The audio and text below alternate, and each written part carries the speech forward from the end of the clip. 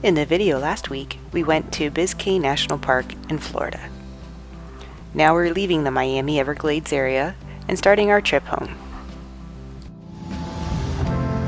We are leaving Miami Everglades Encore 1,000 Trails site, going over to Everglades National Park, and then starting the trek home. As you can see, it is gray skies and incredibly humid. You can see the humidity in the air with all the mistiness. In other words, it is gross outside.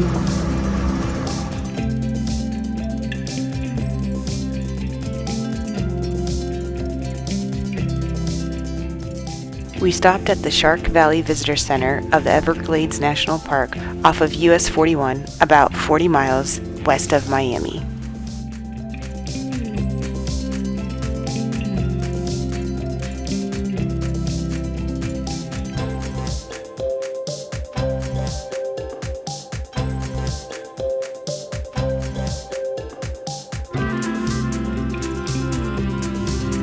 We made it to the Everglades Shark Valley Visitor Center. Once at the Visitor Center, we did our usual, which is buying a sticker and a patch, then stamping our National Park Passport book. We joined a volunteer-led tour that explained the ecosystem of the Everglades, landscape, animals, and area. The insects and the microorganisms allow the fish to feed off of it.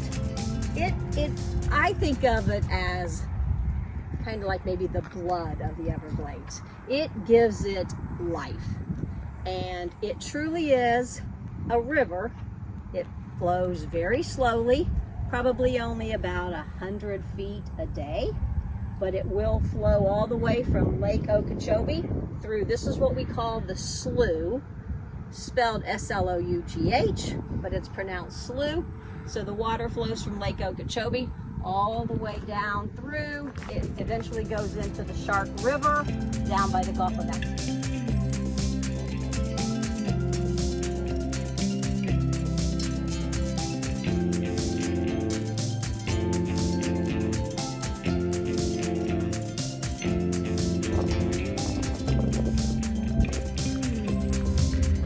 Supposedly there are alligators down this way. It's a little chilly today, so they might not come out. It's what, like 70 out? So the water temperature might be a little warmer than the air temperature.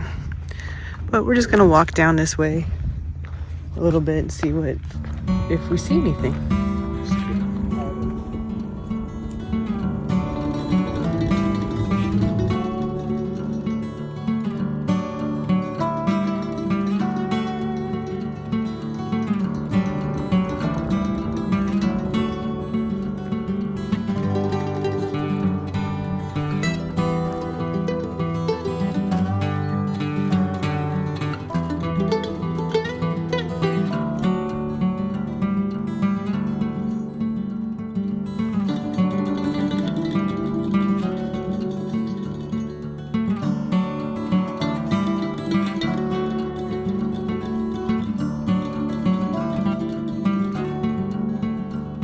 Scattered throughout this area of the Everglades, the ecosystem is comprised of periphyton, which is a community of algae that purifies the water and enables other animal life, such as the april snail, to survive.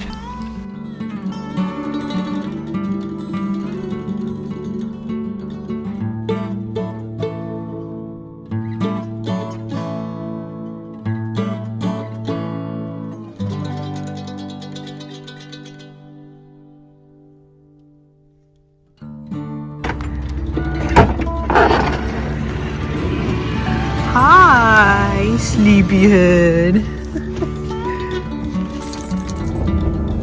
We're leaving Everglades Visitor Center at Shark Valley, and this is the line coming in. We were the only one coming in. 10 o'clock was an hour after they opened. There was a couple cars behind us, and the parking lot was maybe 3/4 full because they started tram tours at 10 a.m. and the first one took off at 10.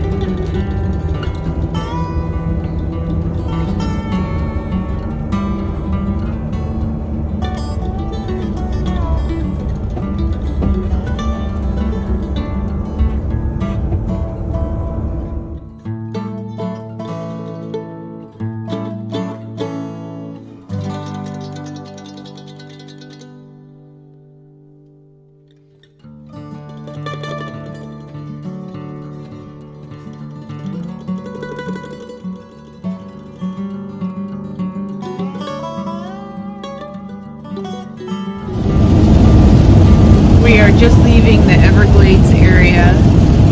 It started raining about, 10 minutes ago.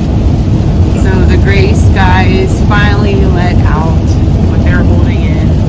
We dropped the temperature down to 67. We need to stop probably in the next 40 minutes to grab some lunch. And then we're slowly getting ourselves over to the Gulf Coast side of Florida. And we're going to go up the Gulf Coast and then join into Route I-10.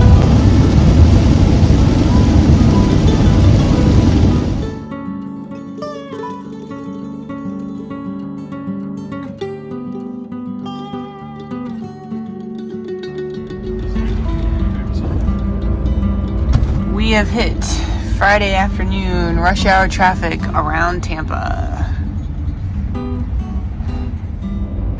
It feels like we've been driving forever. We just want to get out of Tampa. Just want to get out of Florida. I hate Florida. Oh, I thought we had our mileage up there. I think we've gone 400 miles already today. Yeah. We're hoping to go another 200, 250. Maybe get into the Panhandle of Florida. See how we feel. See how much traffic holds us up. If we're able to go a little farther or not. We stayed at a rest stop off of I-10. We are in Florida, past Gainesburg. I don't think we're quite at Tallahassee, but it is almost 7 o'clock in the morning. It is freezing. It is 33 degrees, so we're back to sweatshirts, pants, jackets, hats, trying to stay warm. The sun's on its way up. We have defrost all over the window. We're waiting for that to calm down so we can take off. First stop will be a Love's in about 20 miles, maybe 40 miles. I forget. I looked up it last night and I forget what it said. We will fill up and get something to eat there. Hopefully they have coffee, because this was a nice place, very clean, very safe, lots of spaces and grass to walk Piper. But, you know, it's right off of the I-10, so it was loud and noisy, and all the truckers, there's lots of truckers come in and stay. See? And since it was so cold last night, a lot of people had all their engines on.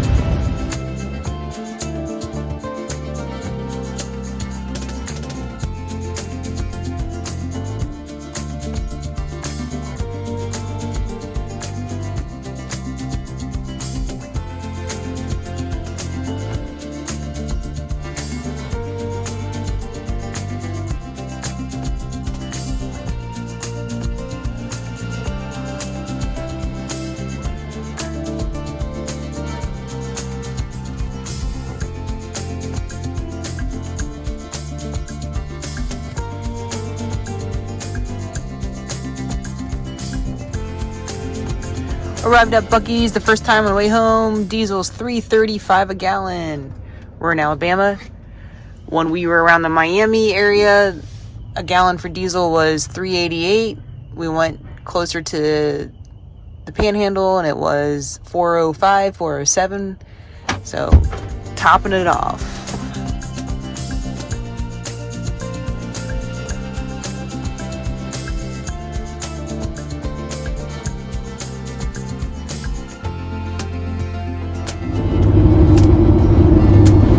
The first time I've driven in over a month. No hands. As you can see, the Mercedes said, put them back on.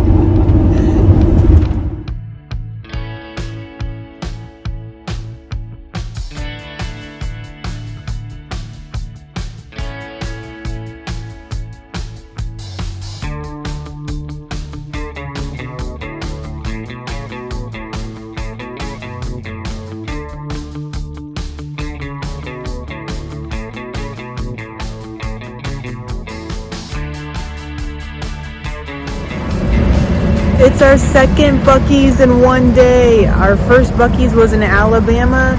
The second one is just outside of Houston, so we're just east of Houston on the I-10. We drove 790 miles today. It is cold. We're gonna go in and stock up on brisket, maybe get some pastries, use the cleanest bathrooms in the country, probably drive another hour, then call it quits for the night. Look at how much room is in these bathrooms.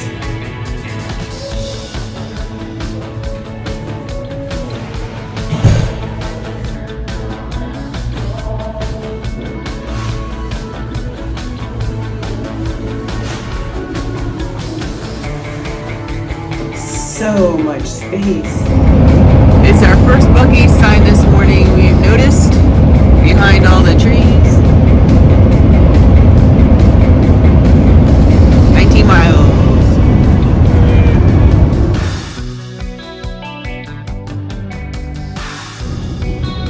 They're building on to this Buc-ee's way over there. There's like more than double it.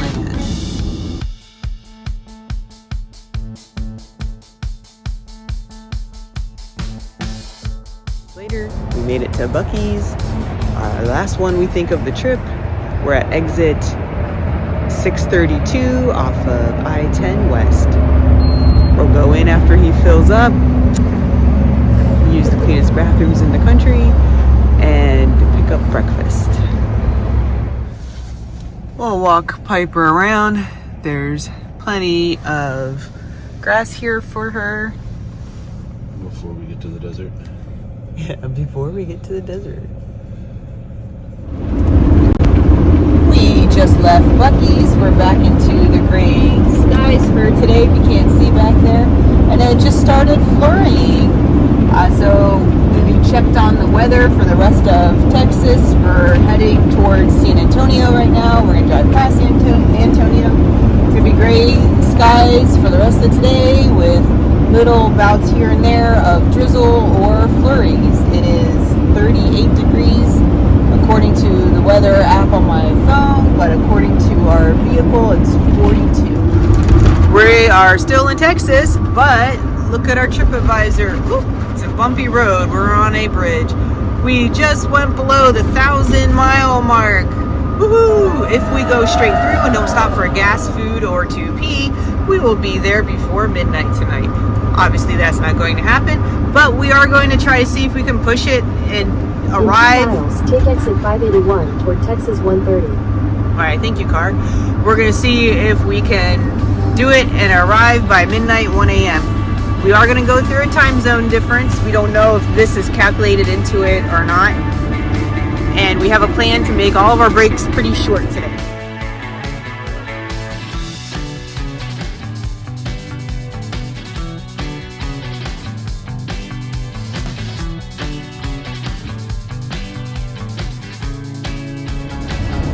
We just switched drivers. I drove for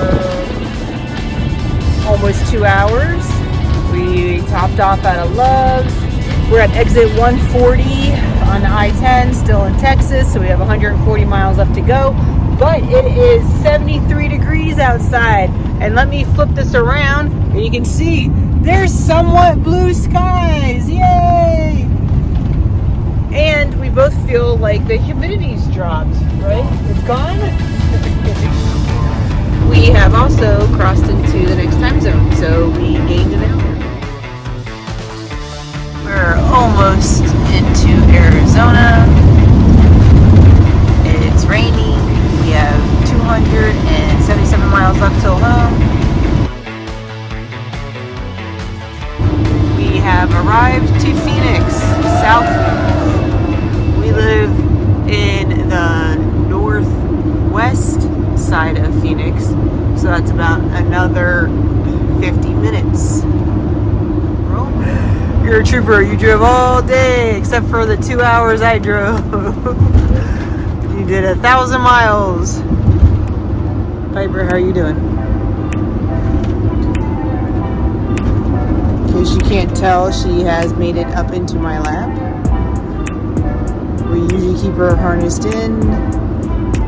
She is done and wants to go to bed. We made it home. It's almost 1 a.m. So we only unloaded pillows, essentials like toothbrushes, of course all of Piper's things.